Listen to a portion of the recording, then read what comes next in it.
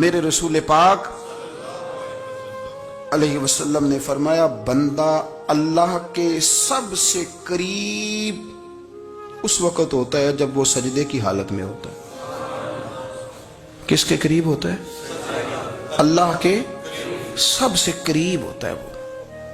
وہ بڑا نیڑے ہے رب کے، بڑا قریب ہے، اس لیے کہ وہ حالت سجدہ میں، وہ جب سجدے کرتا ہے نا اس کی بارگاہ میں جب جھک جاتا ہے۔ آپ ذرا سجدے کی کیفیت دیکھیں نا، زبان بھی یہاں ہے، آنکھ بھی یہاں ہے، کان بھی، عقل بھی ساری، اس نے سارا کچھ رکھ دیا سجدے میں۔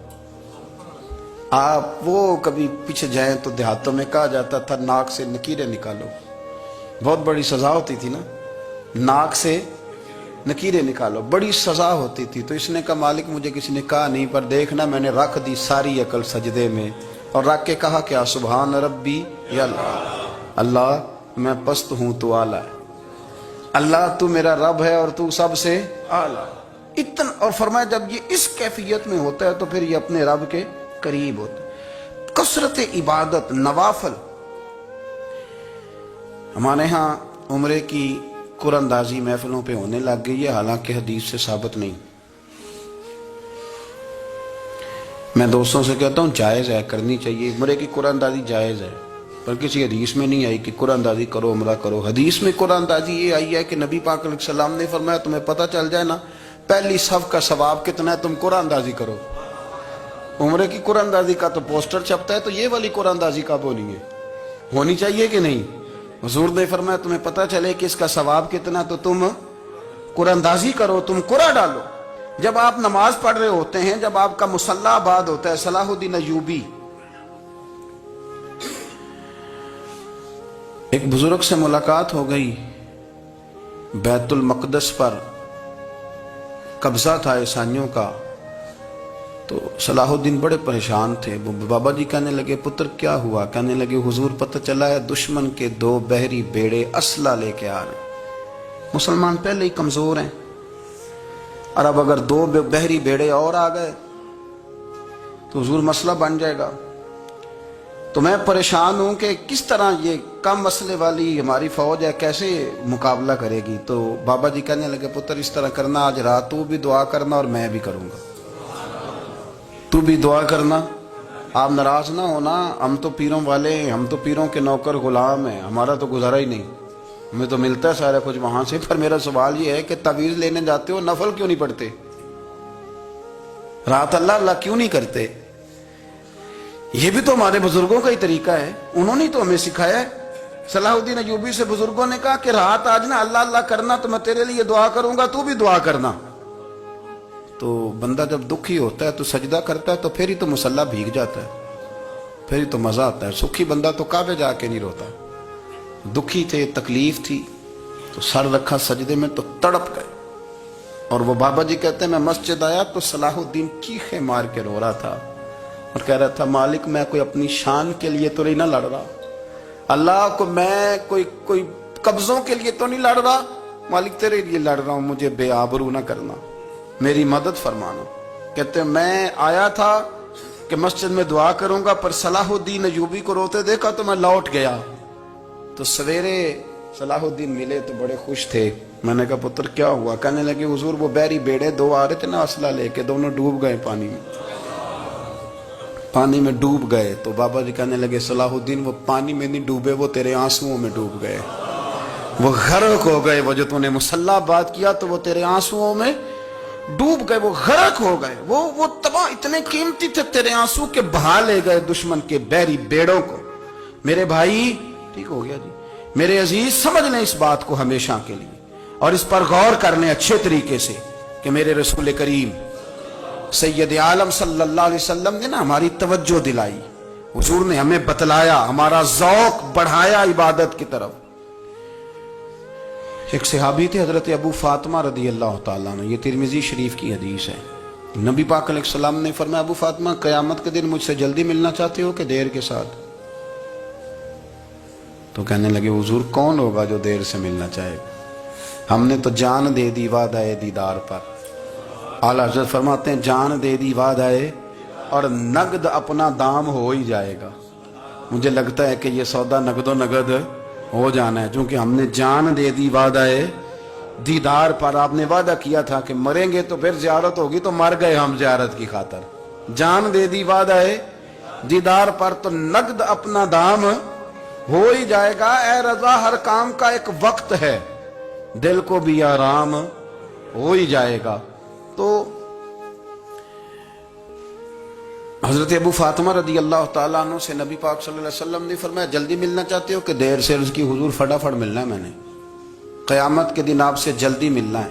تو نبی پاک علیہ السلام نے فرمایا پھر اس طرح کرنا، دنیا میں رہ کے سجدے زیادہ کرنا، پھر سجدے زیادہ کرنا، قیامت میں ملاقات جلدی ہو جائے گی، قرب ملے گا تمہیں. اپنے بچوں کے اندر دیکھیں نا، ہم شوق پیدا کرتے ہیں، ہمیں صحیح لفظ نہیں بولنے آتے پر ہم بچوں میں شوق پیدا کرتے ہیں کہ پتر ڈاکٹر بن جائے گا تو بڑا نفع کرے گا، تو لوگوں کی خدمت کرے گا، ملک و ملت کی خدمت کرے گا، تیرے ابا کا نام روشن ہوگا، تیرے دادا کی تعریفیں ہوں گی. ہم یہ ذوق پیدا کرتے ہیں. ہم اپنے نوجوانوں کے اندر یہ فکر پیدا کرتے ہیں، انہیں ہم سمجھاتے ہیں کہ میاں جب تم پڑھو گے، محنت کرو گے تو فلاں آدمی کی طرح تمہارا نام ہوگا.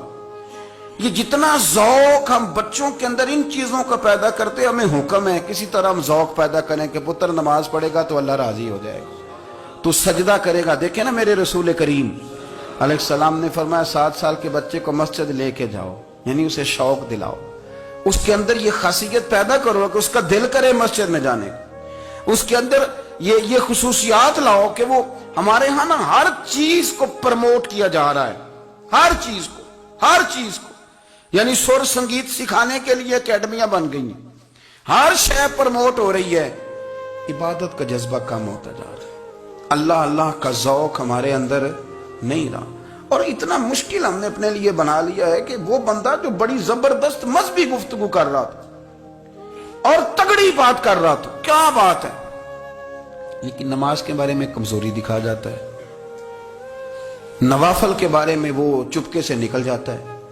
امام احمد بن حنبل رحمۃ اللہ تعالی علیہ، مسند امام احمد بن حنبل 14 جلدوں میں ہے مارکیٹ میں، اور مجھے تو خیر پسند ہی بڑی ہے، میں نے تو کئی دفعہ پڑھی ہے. اور کیا بات ہے امام احمد بن حنبل کی، کیسے تگڑے قسم کے محدث تھے اور اللہ نے کتنا انہیں اعزاز عطا فرمایا ہوا تھا. یہ کوڑے بھی کھاتے تھے دین کی خاطر، سارا کرتا لہو سے بھر بھی جایا کرتا تھا. بڑا اعزاز والا شخص تھے، بڑے اعزاز والے. حدیثیں جمع کرنا، حدیثیں لکھنا، حدیث پڑھانا، سارا دن رہتے تھے. کہہ سکتے تھے کہ میں کر تو رہا ہوں کام، اور حدیث بھی موجود ہے کہ عالم عابد سے افضل ہوتا ہے، پر اس کے باوجود امام احمد بن حنبل رحمۃ اللہ علیہ 300 نفل فرض نمازوں کے علاوہ پڑھا کرتے تھے. 300 نوافل روز پڑھا کرتے تھے. ان کے بیٹے نے کہا ابا جی مکان خریدنا ہے تو کوئی جگہ کہاں کر کے لوں، بہت ساری آبادیاں. تو فرمایا پتر وہاں لینا جہاں مسجد قریب ہو. میرے رسول کریم سید عالم صلی اللہ علیہ وسلم اتنا پسند کرتے مسجد کو، اتنا پسند کرتے نماز کو کہ رسول کریم صلی اللہ علیہ وسلم تہجد کی نماز بھی پڑھتے، پھر حضور فجر کی نماز بھی پڑھتے.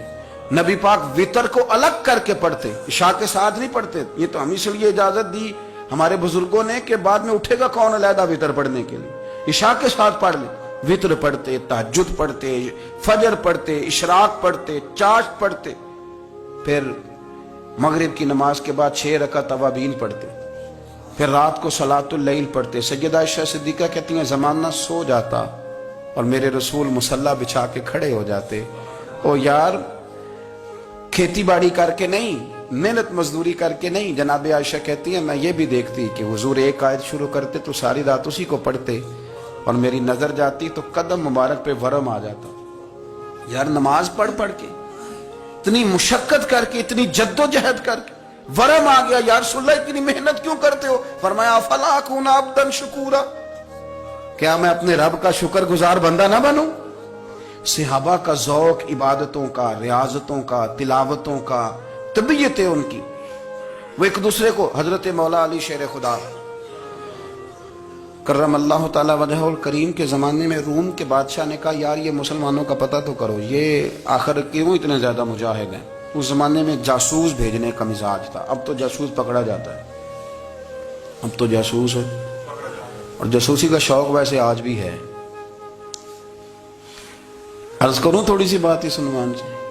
پتہ کیا ہمارا مسئلہ ہے؟ ہم جہاں جاتے ہیں نا وہاں تھوڑی خوشبو سونگنے کی کوشش کرتے ہیں. وہ کیا ہے تو یہ کیا ہے تو ادھر کیا ہے تو تھوڑا سا ادھر کیا ہے. میرے رسول پاک پڑھیے درود شریف سارے پڑھیے ذرا زور سے صلی اللہ تعالی. نبی پاک علیہ السلام نے فرمایا جاسوسی نہ کرنا ورنہ تم بندوں کو خراب کر دو. اور فرمایا اس طرح نہ ہو کہ تم کسی کے آپ کھول نہ نکلو تو تمہارے پہلے کھول جائیں. یہ جو ذوق ہے نا یہ ختم کریں. چھوڑیں مطلب آپ کس چکر میں پڑے ہوئے ہیں. اتنی زیادہ توجہ کرنے کی کیا ضرورت ہے. کام سے کام رکھیں. اس میں بندہ تھوڑا سا نا آسان رہتا ہے. یہ جو بہت زیادہ ٹٹولنے والے لوگ ہوتے ہیں نا وہ بےچارے پھر عمر ٹٹولتے ہی گزار دیتے ہیں. اس لیے کہ مزاج ہی بہت پکا ہے. بوری کا منہ کھول کے اندر تک ہاتھ ڈالنا تو پھر کئی دفعہ سامنے سے بچھو بھی لڑ جاتا ہے. خرابی ہوتی. تو جاسوسی کی جاتی تھی. اس نے بھی جاسوس بھیجے کیونکہ قبیلوں کے لوگ تھے کچھ مسلم کچھ کافر پہچانے نہیں جاتے تھے لوگ. تو کچھ لوگ اس نے بھیجے. انہوں نے آ کے نا تحقیق کی ریسرچ کری کہ آخر ماجرا کیا ہے. تو واپس جا کے انہوں نے رپورٹ دی نا روم کے بادشاہ کو. اس رپورٹ کا ایک جملہ بڑا شاندار ہے. وہ کہنے لگا بادشاہ ہمیں مسلمانوں کی کوئی سمجھ نہیں آئی. ہمیں کوئی سمجھ نہیں آئی. انہوں نے کہا کیوں نہیں سمجھ آئی. کہنے لگے یار عجیب بندے ہیں. جب رات مصلے پہ بیٹھتے ہیں تو یوں لگتا ہے ان کا دنیا سے رشتہ ہی کوئی نہیں. کوئی کسی کو نہیں جانتا. کوئی اپنے دکھ سنا کے رو رہا ہے کوئی اپنی بات کر کے رو رہا ہے. لگتا ہے کہ ان کا کوئی رشتہ ہے ہی نہیں جب مصلے پہ بیٹھتے ہیں. اور فرمایا جب سویرے یہ جہاد کرنے نکلتے ہیں تو لگتا ہے ان سے زیادہ دلیر ہی کوئی نہیں. حالانکہ جو مسلوں پہ رونے دھونے کے لوگ ہوتے ہیں وہ کئی دفعہ جہاد میں کام نہیں کرتے. لیکن عجیب لوگ ہیں کہ رات کے راہب ہیں دن کے مجاہد ہیں. کوئی سمجھ نہیں آتی. میرے عزیز ان لوگوں نے مصلہ آباد کر کے رکھا. تلاوتیں ان کا ذوق رہی. منظر روز پڑھنا اسباق پڑھنا وظائف پڑھنا یہ ان کا ذوق رہا.